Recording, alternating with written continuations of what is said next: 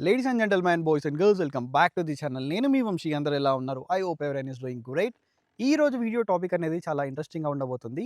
పీడీఐ గురించి అయితే చెప్పబోతున్నాను. అసలు పీడీఐ అంటే ఏంటి? దీని ఫుల్ ఫార్మ్ ఏంటి? ఇది ఎందుకంత యూజ్ అనేది ఈ వీడియోలో చెప్తాను. సో వీడియోని ఎండ్ వరకు చూడండి. ఫస్ట్ ఆఫ్ ఆల్ మన బాయ్స్‌కి బైక్స్ అంటే ఎంత ప్యాషన్, ఎంత ఇష్టమో మీ అందరికీ తెలిసిందే. మనం ఒక రూపాయి అనేది సేవింగ్ చేసుకొని మన డ్రీమ్ బైక్ అనేది కొనుక్కుంటాం. కొనుక్కునే ఎక్సైట్‌మెంట్‌లో మనం ఏం చేస్తాం? డైరెక్ట్ షోరూమ్‌కెళ్ళిపోతాం. బండిని చూస్తాం. డైరెక్ట్ అన్‌వీలింగ్ చేసామా, బండి తీసుకున్నామా, వెళ్ళిపోయామా. అసలు పీడీఏ అనేది ఎక్కడ చేసాం మనం? సో, ఇన్ని లక్షలు మనం ఖర్చు పెట్టి మేబీ అది 1,00,000 కావచ్చు, 4,00,000 కావచ్చు, 10,00,000 కావచ్చు. ఏ ఒక్క రూపాయి అయినా కూడా మనం కష్టపడి సంపాదించిందే కదా! సో, ప్రతి ఒక్క రూపాయి మీరు వేస్ట్ అవ్వకుండా ఈ పీడీఏ అనేది ఎందుకు ఇంత ఇంపార్టెంట్ అనేది ఈ వీడియోలో చెప్తాను. సో, పీడీఏ అంటే ఏంది? Pre delivery inspection. సో, మీ మోటార్ సైకిల్ ఎప్పుడైతే మీరు ఒక రూ. 1 ఖర్చు పెట్టి మీరు ఒక మోటార్ సైకిల్ కొంటున్నారు. ఒక రూ. 4,00,000 రూ. 3,00,000 బండి కొంటున్నారు. ఒక్కొక్క రూపాయి జమ చేసిన తర్వాతనే కదా మీరు ఆ బండి కొనేది. పీడీఐ చేయకుండా తీసుకెళ్తే రేపటి రోజు ఏమైనా ప్రాబ్లమ్ వచ్చినా ఎవరు ఏం చేయరు దానికి. సో, మీరు మోటార్ సైకిల్ కొనే ముందు ఏమేం డాక్యుమెంట్స్ చెక్ చేసుకోవాలి, ఏమేం చెక్ చేసుకోవాలి ఒక మోటార్ సైకిల్‌లో అనేది ఈ వీడియోలో మీకు అర్థమయ్యేలా డీటెయిల్‌గా చెప్తాను. సో, వీడియో అనేది కొద్దిగా లిటిల్ బిట్ లెంతీ అవ్వచ్చు. బట్ మీకు చాలా ఇన్ఫర్మేషన్ అనేది ఈ వీడియోలో ఉంటది. సో, లేట్ చేయకుండా let's get into the video. పీడీఐ అనేది మీకు ఏంటో ఐడియా వచ్చిందనుకుంటా. పీడీఐ అంటే ఏం లేదు, ప్రీ డెలివరీ ఇన్స్‌పెక్షన్. సో, మీ మోటార్ సైకిల్ కొనే ముందు మీరు టోటల్‌గా మీ మోటార్ సైకిల్‌ని ఇన్స్‌పెక్ట్ అనేది చేయాలి. మీరే ఒక పోలీస్ ఇన్స్‌పెక్టర్ అయితే, మీరు ఒక కేస్‌ని ఎలా ఇన్స్‌పెక్ట్ చేస్తారో, అలా మీ మోటార్ సైకిల్‌ని ఇన్స్‌పెక్ట్ చేయండి. ఎందుకంటే, మీరు ఒక మోటార్ సైకిల్ కొంటున్నారు అంటే, కొన్ని ఇయర్స్ వరకు మీతో పాటే ఉంటది. మీరు కొనడమే ఒక డ్యామేజ్ మోటార్ సైకిల్ కొంటే, ఫర్దర్‌గా మీరు చాలా ప్రాబ్లమ్స్ అనేవి ఫేస్ చేస్తారు. సో, మీరే ఒక సబ్ ఇన్స్‌పెక్టర్ ఆఫ్ పోలీస్ అనుకోండి. సో, దీన్ని ఎలా ఇన్స్‌పెక్ట్ చేస్తారు మీ మోటార్ సైకిల్‌ని? అసలు ఏమేమి చెక్ చేసుకుంటారనేది పాయింట్ టు పాయింట్ అనేది చెప్తాను. సో, ఎప్పుడైతే మీరు ఒక గుడికెళ్ళిన తర్వాత, దేవుని చుట్టూ ఎలా అయితే ప్రదక్షిణాలు చేస్తారు కదా! అలాగే మీ మోటార్ సైకిల్ చుట్టూ ఒక 5, 6 ప్రదక్షిణాలైతే చెయ్యండి. సో, దీంట్లో తప్పేం లేదు. ఎందుకంటే మీరు మోటార్ సైకిల్‌ని టోటల్‌గా తిరిగి 360 డిగ్రీస్‌లో చూస్తూ ఉంటే, ఎక్కడేమన్నా పెయింట్ చిప్ ఆఫ్ అయిపోయిందా? ఎక్కడైనా స్క్రాచెస్ ఉన్నాయా? లేకపోతే ఎక్కడైనా రస్ట్ పట్టిందా? ఎక్కడైనా డ్యామేజెస్ ఇవన్నీ కూడా మీకు తెలుస్తా ఉంటాయి. So, each and every part మీరు 360 డిగ్రీస్‌లో ప్రదక్షిణాలు చేస్తున్నట్టు ఇట్లా తిరిగి చూడండి. తప్పేం లేదు. ఎందుకంటే డబ్బులు పెట్టేది మీరు. ఎండ్ ఆఫ్ ది డే నడిపేది మీరు కాబట్టి, మీ బండిని ఒక 360 డిగ్రీలో చూసుకుంటే ఎక్కడ ఏం డ్యామేజ్ ఉందనేది మీకు తెలుస్తది. ఫస్ట్ ఆఫ్ ఆల్ మీకు చెక్ జేసుకోవాల్సింది ఇది. మీరు సెకండ్ చెక్ జేసుకోవాల్సిన పాయింట్ ఏంది అనంటే, మీ చాసిస్ నంబర్ అలాగే ఇంజిన్ నంబర్ అనేది వాళ్ళు మీకిచ్చే డాక్యుమెంట్ పైన మ్యాచ్ అవుతుందా లేదా చూసుకోండి. ఎందుకు అనంటే ఒకవేళ మిస్ మ్యాచ్ అయిందనుకోండి, ఇన్ కేస్ మీ బండి ఎప్పుడన్నా పడిపోయింది, ఇన్స్యూరెన్స్ అనేది క్లెయిమ్ జేయాలి. అప్పుడు మీ ఇంజిన్ నంబర్ గాని, మీ చాసిస్ నంబర్ గాని మ్యాచ్ అవ్వట్లేదు అనంటే, అక్కడ మీకు ఇన్స్యూరెన్స్ అనేది క్లెయిమ్ అవ్వదు.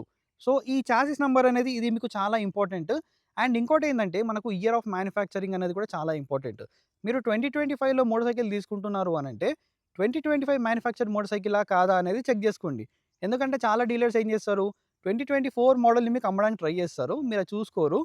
సో, మళ్ళీ ఎప్పుడు మీకు ప్రాబ్లమ్ అవుతదంటే, ఎప్పుడైతే మీ మోటార్ సైకిల్‌ని మీరు రీసేల్ చేద్దాం అనుకుంటారు గదా! ఆ టైంలో మీకు ఇయర్ ఆఫ్ మ్యానుఫ్యాక్చర్ అని తెలుస్తది. సో, మీరు కొనేదెప్పుడు 2025లో. బట్ ఆర్‌సీ పైన ఉండేదేంది 2024. సో, అప్పుడు మీకు రీసేల్ వాల్యూ అనేది తగ్గిపోతది. మీరప్పుడు అనుకోని యూజ్ ఏం లేదు. నేను కొన్న 2025లో గదా! 2024 ఎట్లా వచ్చింది అని జెప్పి మీరు అనుకున్నప్పుడు లాభం లేదు గాబట్టి, ముందే మీ డాక్యుమెంట్స్ అనేది ప్రాపర్‌గా చెక్ జేసుకోవడం అనేది చాలా ఇంపార్టెంట్. థర్డ్ పాయింట్ మీ మోటార్ సైకిల్‌లో మీరు చెక్ జేసుకోవాల్సింది ఏందంటే, మీ మోటార్ సైకిల్ యొక్క టైర్స్. టైర్స్ అనేది ఎందుకంత ఇంపార్టెంట్?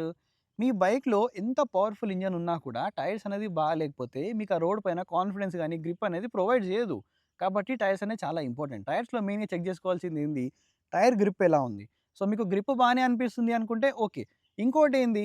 ఈ ప్రతి ఒక్క టైర్ పైన మ్యానుఫ్యాక్చరింగ్ వీక్ అండ్ ఇయర్ అనేది కంపల్సరీగా మెన్షన్ చేసి ఉంటది. సో, మీరు 2025లో తీసుకున్నప్పుడు మ్యానుఫ్యాక్చరింగ్ ఇయర్ గాని, వీక్ గాని మీకు 2025 మాత్రమే ఉండాలి. అది గాకుండా మీకు 2023, 2024 ఉంటే గనక మీరక్కడ రిజెక్ట్ చేసే మీకు ఆప్షన్ అయితే ఉంది. కాబట్టి టైర్స్ ఒక year of manufacturing and date అనేది కంపల్సరీగా చూసుకోండి. ప్రతి ఒక్క టైర్ పైన మీకుంటది. మీ మోటార్ సైకిల్ యొక్క ఎలక్ట్రానిక్స్ అన్నీ ప్రాపర్‌గా ఉన్నాయో లేవో చెక్ చేసుకోండి. ఒకవేళ మీ మోటార్ సైకిల్‌లో ఏబీఎస్, ట్రాక్షన్ కంట్రోల్ ఇవన్నీ ఉన్నాయనుకోండి, ఆ వైర్స్ అనేది ప్రాపర్‌గా వాళ్ళు ఫిక్స్ చేశారా లేదా చెక్ చేసుకోండి. ఎందుకంటే మీరు బయటకెళ్ళిన తర్వాత ఏబీఎస్ ఉందని చెప్పి సడెన్‌గా బ్రేక్ కొడతారు. ఏబీఎస్ పనిచేయదు. ఆ వార్నింగ్ లైట్స్ అన్నీ ప్రాపర్‌గా పనిచేస్తున్నాయో లేవో చెక్ చేసుకోండి. అండ్ మెయిన్‌లీ స్విచెస్ ఎలా ఉన్నాయి?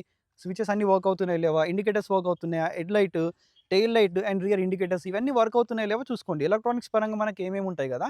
ఇవన్నీ ఒకసారి చెక్ జేసుకోండి. అండ్ మెయిన్‌లీ మీ మీటర్ అనేది చాలా ఇంపార్టెంట్ రోల్ ప్లే చేస్తది.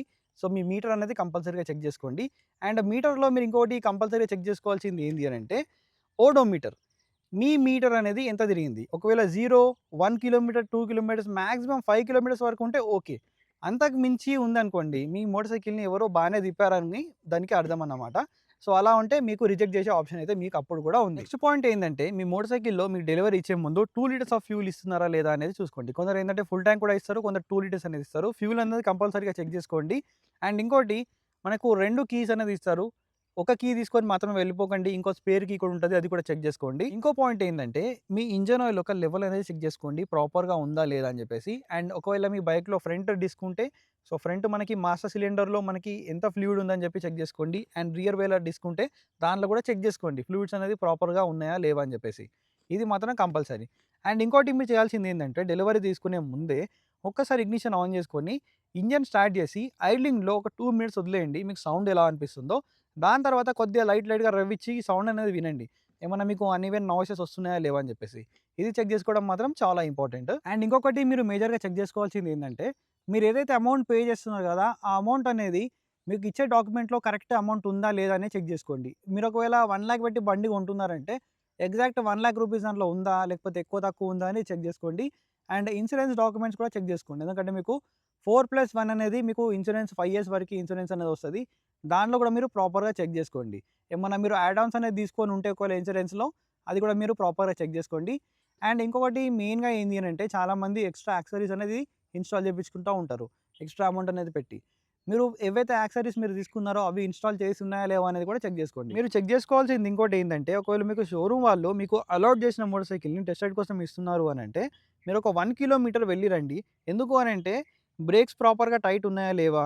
అండ్ క్లచ్ అడ్జస్ట్‌మెంట్ ఎలా ఉంది? ఇవన్నీ మీకు ఒక ఐడియా అనేది వస్తది. అండ్ ఇంజిన్ నుంచి ఎలా సౌండ్ వస్తుంది? మీరు కంఫర్టబుల్ ఉన్నారా లేదా? ఏమన్నా లూజ్ ఫిట్టింగ్స్ ఏమన్నా ఉంటే మీకు ఐడియా వస్తది. మీరు నడిపిన 1 కిలోమీటర్‌లో. సో, అప్పుడేందంటే మీరొచ్చి అవి ఫిట్ చేపించుకొని వెళ్ళిపోవచ్చు. సో, ఫైనల్లీ మీకు పీడీఐ అంటే ఏందో అర్థమైందనుకుంటా. ప్రీ డెలివరీ ఇన్స్‌పెక్షన్ అనేది మీరు ఇలా చెక్ జేసుకోవాలి. ఇంకా మీకేమన్నా ఐడియా ఉంటే పీడీఐ గురించి let me know in the comment section. ఇంకేం చెక్ జేసుకోవాలని జెప్పేసి. నేనేందంటే మెయిన్‌గా ఏవైతే ఇంపార్టెంటో అవి మాత్రమే చెప్తున్నాను. ఇంకా చాలా ఉంటాయి చెక్ జేసుకోవడానికి. చిన్న చిన్న ఎలిమెంట్ కూడా చెక్ జేసుకోవాలి మీరు. బట్ ఏందంటే ఏవైతే మెయిన్ మ్యాండేటరీ ఇంపార్టెంటో అవి మాత్రమే మీకు ఈ వీడియోలో అయితే చెప్పాను. సో, వీడియో ఎలా అనిపించిందో let me know in the comment section. And ఇలాంటి వీడియోస్ ఇంకా మన ఛానెల్‌లో మీరు చూడాలనుకుంటే మన ఛానెల్‌కి సబ్స్క్రైబ్ చేసుకోండి. ఇలాంటి కంటెంట్ అనేది చాలా వస్తా ఉంటది. మనం ఆల్మోస్ట్ 10,000 సబ్స్క్రైబర్స్‌కి దగ్గరలో ఉన్నాం. మీ సపోర్ట్ అనేది ఉంటే గనుక ఇలాంటి వీడియోస్ అనేది ఇంకొన్ని తీసుకొస్తా ఉంటాను. సో, మళ్ళీ ఒక ఇంట్రెస్టింగ్ వీడియోతో కలుస్తాను. Until then take care, keep loving, keep supporting. Signing off your moto boy VK.